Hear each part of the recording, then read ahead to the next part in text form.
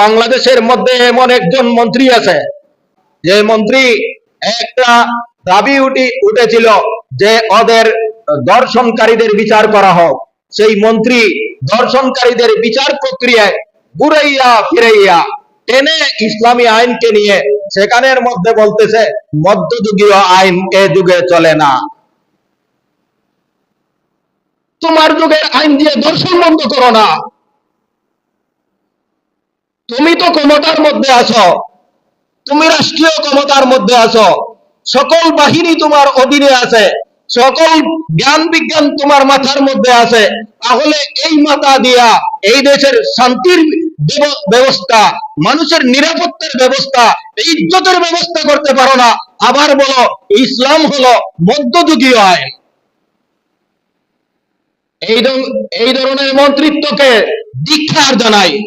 এই ধরনের মন্ত্রীরা এদেশের মানুষের ইজ্জত নিয়ে তামাশা করে, এদেশের মানুষের খুন নিয়ে, এদেশের মানুষের রক্ত নিয়ে তামাশা করে, এদেশের মানুষের মানে ইজ্জত নিয়ে তামাশা করে, আর বিভিন্ন ভাবে ইসলামকে কটাক্ষ করে।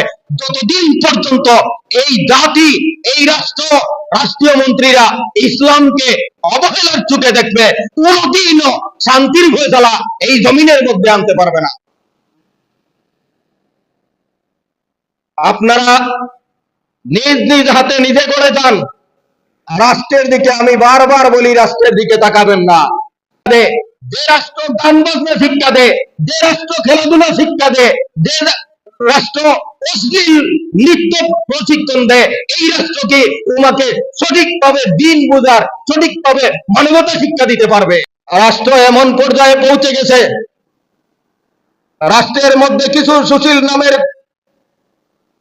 কুশিক্ষিতরা, সাংবাদিক নামের কিছু কিছু সাংবাদিকরা এই রাষ্ট্রের ইসলাম বিদ্বেষী মনোভাব তৈরি করিয়া রাষ্ট্রকে সম্পূর্ণ ইসলামের বিরুদ্ধে মুখোমুখি দাঁড় করিয়েছে।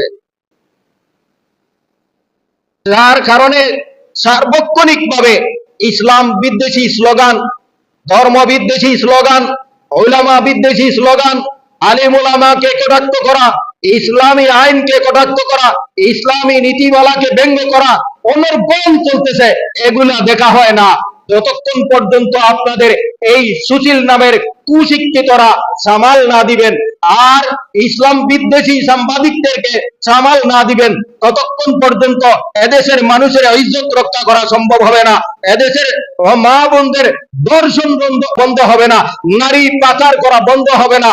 এদেশের হোটেলগুলো যতদিন পর্যন্ত অবাধ থাকবে, ততদিন পর্যন্ত হোটেলের মধ্যে দেহ ব্যবসা বন্ধ হবে না। কোথায় রাষ্ট্র চলে গেছে? 24টা ঘন্টার মধ্যে 48টা নিউজ হয় এদেশের মানুষের খুন করাবেন নিউজ।